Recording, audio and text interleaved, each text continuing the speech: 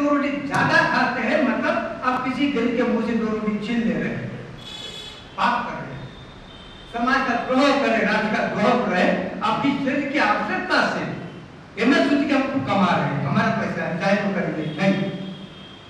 बाहर के 4 विमान जर्मनी में गए थे कुछ महीने पहले, कोई पार्टी कर रहे बैठे, ढाट ढाट ऑर्डर नहीं, सब चीजें आगे बढ़ी है, थोड़ा थोड़ा खाया बाकी छोड़ दिया।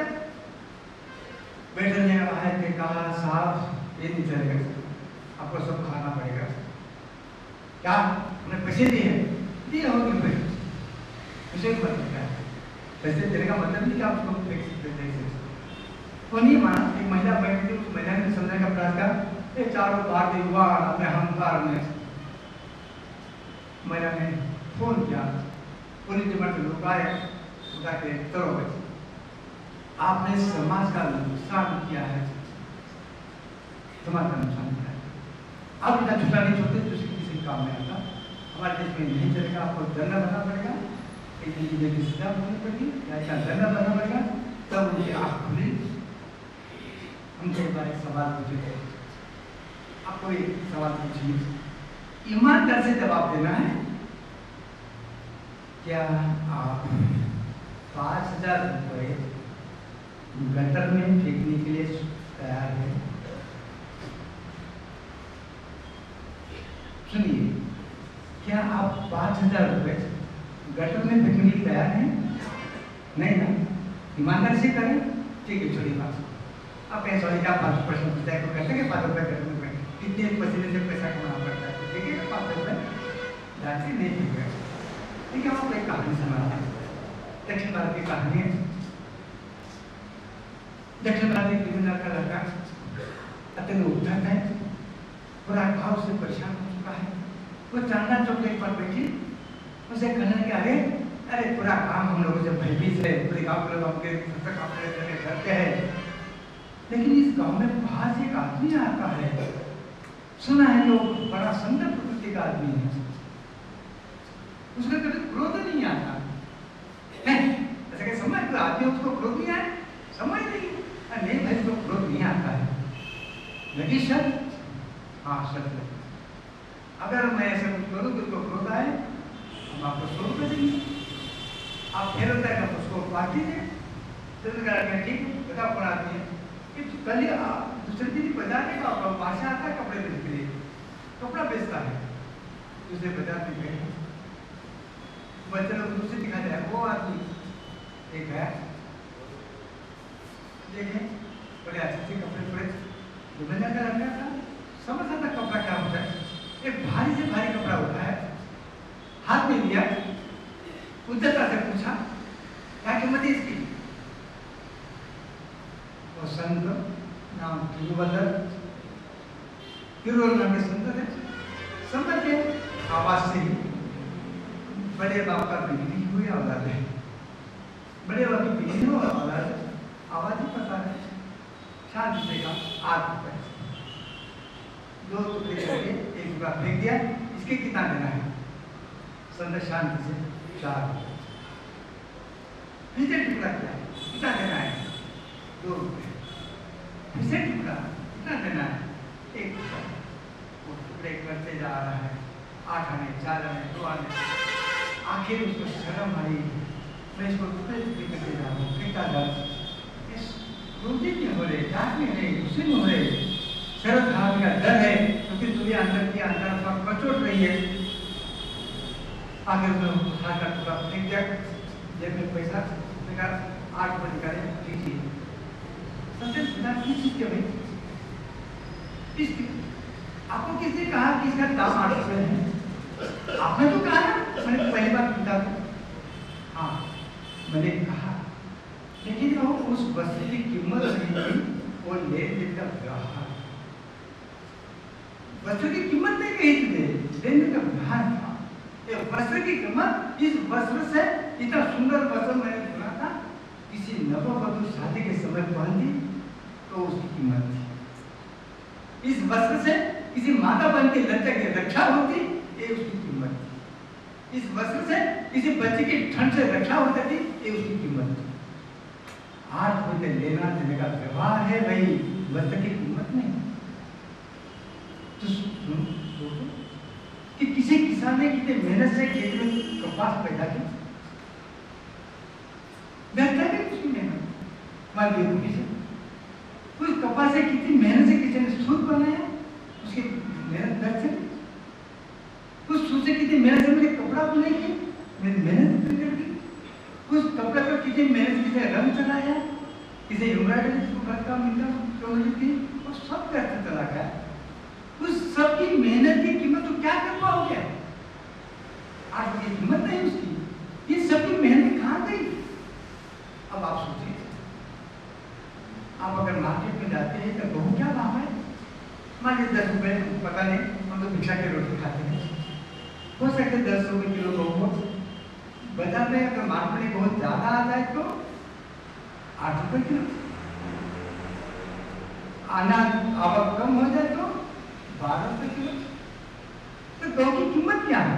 8 रुपए, 10 रुपए की 12 रुपए नहीं, गेहूं की कीमत 8 रुपए, 10 रुपए, 12 रुपए और तो भारी विनिमय है। तो गेहूं की कीमत इसके भूख की तृप्ति हो जाए, गेहूं की कीमत उसके 2 रोटी करके किसी पेट में जाए तो उसकी कीमत है। और जो रोटी से बना हुआ खून का सदुपयोग, उस खून से मिलने वाली आपकी ताकत, आपकी क्षमता, उस क्षमता को उपयोग देश और धर्म के लिए हो तो रोटी की कीमत है। 8 रुपए 10 रुपए रोटी की कीमत नहीं है।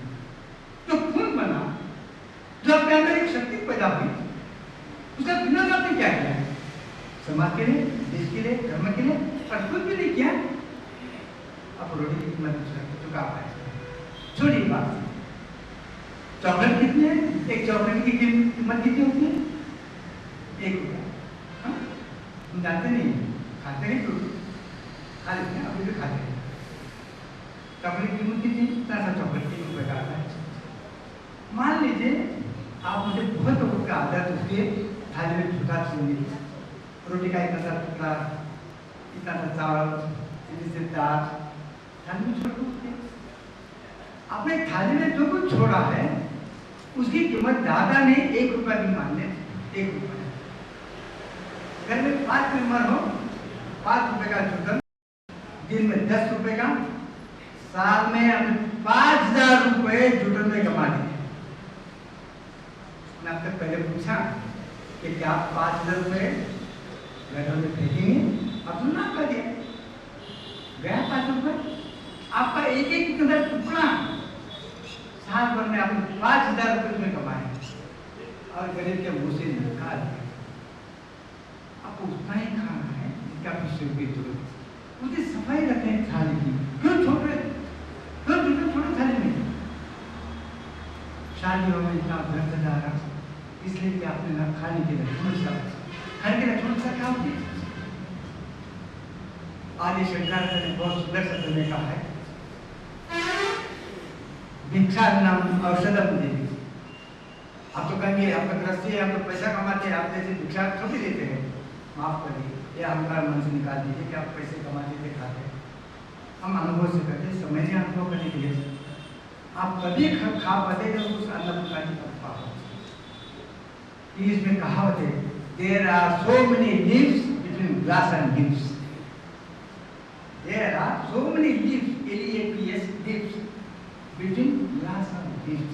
आपने जुना पिक्चर देखा होगा, पता लोग कहता है मैंने ऐसा किया होगा, दूसरा कहता भी अहंकार मतलब भगवान की दया से हुआ।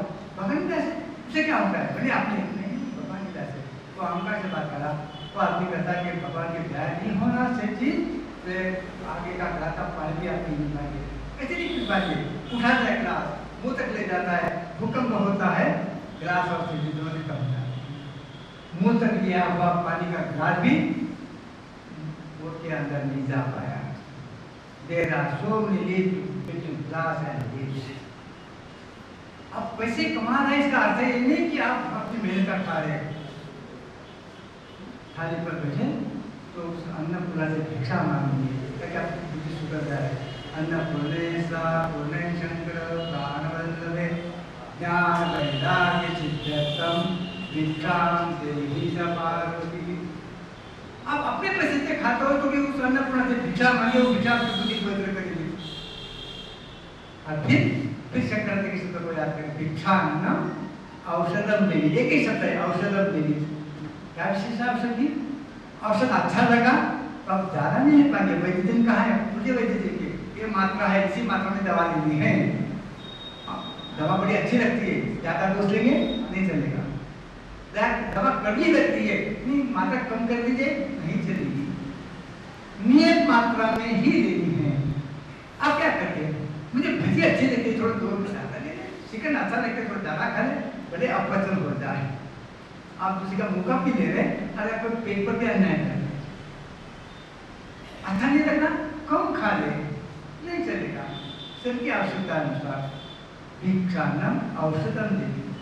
औषध 2 बातें होती, औषध की रुचि नहीं देखी जाती और औषध की मात्रा नहीं बदली जाती। कहा कल उपवास करना है, 1 रोटी ज्यादा खा लो। क्यों खा लो 1 रोटी ज्यादा? नहीं, कल उपवास था, ज्यादा भूख लगी, आज 1 रोटी ज्यादा खा लो। क्यों खा ली? भिक्षान्नम औषधम देवी। भिक्षान्नम औषधम देवी ये भी भोजन के लक्षण रेखा है। अब लक्षण रेखा बना दिए, मुझे इसे ज्यादा खाना नहीं है, इसे कम भी खाना नहीं है, मेरी शरीर की आवश्यकता के अनुसार खाना है, ताकि मैं दूसरे का मुका ग्लास छीन न लूं। हम महाभारत में दुशासन की कथा सुनते हैं और आपके शब्द कोश में जितनी भी गालियां हो, दुशासन को गालियां देंगे। क्यों? द्रौपदी का वस्त्र किया था, द्रौपदी वचन का पाप उसने किया, इसलिए आप राज्य का अधिकार नहीं। अब ये भूल रहे, अब रावण को गाली देंगे, इसलिए कि रावण ने सीता का अपहरण किया था। इतना दुष्ट रावण सीता का अपहरण करके ले गया, अब गालियां देंगे। जरा आप अपने अंतरात्मा में ध्यान के देखिए, रावण तो राजा था, उसके पास सेना का बल था, उसके पास बाहुबल था, वो खुद एक वीर शूरशाली आत्मा था, उसमें ताकत थी अपहरण करने की। आप अपहरण नहीं कर रहे, इसलिए आपके बाहु में ताकत नहीं, इसलिए ये मत सोचिए कि हम अपहरण कर नहीं करना चाहते थे। तो सुंदर लड़की देखिए, अपने मन में विचार में जगाओ, जब खाते हाथ करके कहिए मेरे मन में विचार नहीं आया, आप नहीं कर पाए, ये आपकी कमजोरी है। न बाहुबल है, न सैन्य बल है, राजपद है, इसलिए आप अपहरण नहीं कर पाए। मन ही मन आपने किसी का अपहरण किया। आपके हाथ में दुशासन में बैठा होता, किसी घर में टीवी नहीं चलता। क्या किया दुशासन? द्रौपदी का वस्त्र करा। आप अपने आंखों से, अपने नजर से, अपने मन से कितने वस्त्र किए हैं। अगर आपको वस्त्र में रुचि नहीं होती तो टीवी पर आदर नगर का नाच नहीं देखते। आप देखने की आपने लक्षण रेखा बनाए हैं। हमें शंकराचार्य श्लोक में कहते हैं, मनुष्य को क्या करना है? हाथ होके पंगु होना है, हाथ होके छोटा, पाँव होते हुए लंगड़ा, आँख होते हुए अंधा, कान होते हुए बहरा। ये शंकराचार्य का श्लोक है। मतलब सपना अंधा होना है, शब्द बना होना है नहीं, जितना आवश्यक है उतना ही सुनना है। सुनने की भी एक लक्षण रेखा, इसलिए हमारी संस्कृति करिए ओम भद्रं कर्णेभिः श्रृणुयामदेवः। मुझे पढ़ना कि हमारे काम को मुझे अच्छे विचार आए। अगर ये आप लक्षण रेखा आंख लेते कि मुझे अच्छे विचार सुनने हैं, भगवान के वचन सुनने हैं, उनकी गीता सुननी है। आप में से कुछ शास्त्र के संगीत का शौकीन होगा, कोई ये राग सुनना है, वो राग सुनना है। कुछ लोगों को शास्त्र संगीत अच्छा नहीं लगता होगा, उसको सिनेमा संगीत सुनना है। ये चॉइस अलग अलग होगी आपकी, लेकिन आप में सबकी एक वस्तु जरूर पसंद है। एक राग आपको सबको जरूर अच्छा लगता है, दूसरे की निंदा सुनने का शौक। इसमें सबसे ज्यादा रस है, चाहे वो कर्कश स्वर में क्यों ना सुनना पड़े। जरूरी नहीं लता मंगेशकर की आवाज में, लता मंगेशकर की निंदा करने की जरूरत नहीं है। किसी भी आवाज में दूसरे की निंदा सुनने का मौका मिले तो बड़े कान हाथों से सुनते हैं। आपने सुनने की लक्षण देखा नहीं बनाए, अपने को भाषा सुनना है, भाषा करें। इतने साल तक हम भाषा पिता कैसे से भाषा बोलता है। कभी भी अपने इतने साल में भाषा के मुझे किसी के निंदा का एक शब्द हमने नहीं सुना। कभी हमने किसी दूसरे वैद्य की या दूसरे समझ के किसी व्यक्ति की कभी भी उनके मुंह से निंदा का एक शब्द हमने नहीं सुना है। या निंदा करते सुना है ना निंदा किसी कर्ता से सुनते देखा, इसलिए वो महापुरुष बनता है। एक लक्षण देखा स्वामी के पास एक जगह आए, महाराज आपके पास पता वो एक महात्मा है ना, उसके लोग उसके बड़ी दर्द होते हैं, क्या करते हैं लोग उसी निंदा। मैं आपको सुनाना चाहता हूँ, रुको भाई, पहली बात ये बताओ, जो आप सुनाना चाहते हो सच है? नहीं, मुझे पता नहीं, ठीक बात है। जो सुनाना चाहते हैं उसे मुझे कोई लाभ होने वाला है? नहीं, कोई लाभ नहीं। तो जो सुनाना चाहते हैं उसे कोई साधना में ईश्वर की तरफ जाने में कुछ मदद मिलने वाली है? नहीं, तो फिर क्यों सुना रहा भाई? तुम चुप रहो, मुझे सुन रहे ना। आप जो सुनते हैं उससे आपको क्या लाभ हो, जरा बताइए। दूसरे की निंदा सुनने क्या मिला?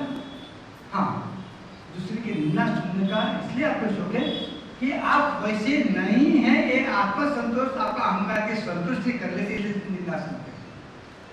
उससे आपके अहंकार की संतुष्टि होती है कि मैं वैसा नहीं हूँ जैसा ये लोग करें किसी के बारे में। एक सत्संग रोज शाम को बगीचा में जाके बैठे थे, वहाँ एक महीना का ग्रुप इकट्ठा होता था, बड़ी हंसी खिसे बात करते थे, एक दूसरे सुन बैठे देखा था, उनको बड़ी खुशी होती थी। तो घर परिवार रस महिला इकट्ठा थे, बातें थे, वो हंस रही, मदद चल रही। लेकिन एक दिन उसने देखा कि सभी बड़ा चुपचाप शांति से बैठी है, कोई हंस रही ना कोई बोल नहीं, कोई ज़्यादा बातचीत चल रही। उसको आश्चर्य हुआ कि आज क्या है, ऐसी दुर्घटना हो गई कि सबसे के सब बैठी, कोई बात ही नहीं करी, हंस नहीं रही, आज छोटी सी। आखिर उसके नहीं रहा गया, उसके गया पूछा कि बहन आप तो इतनी हंसी खुशी रोज बात करती थी, बड़ी मजा आती है आप लोग तुझे, आपको आश्चर्य देखे, आप सबसे चुपचाप बैठी हैं, क्या बात है? आज ना, आज हमारा महिला मंडल के सभी सदस्य हाजिर है, आज हमारी महिला मंडल के सभी सभ्य उपस्थित है। बात समझ रही, बिना करे के लिए तो बचे ही नहीं है, सब उपस्थित है, बात क्या करें? आपको माफ करें, दुर्गा सप्तशती में महिषासुर ने इंद्र पर आक्रमण किया।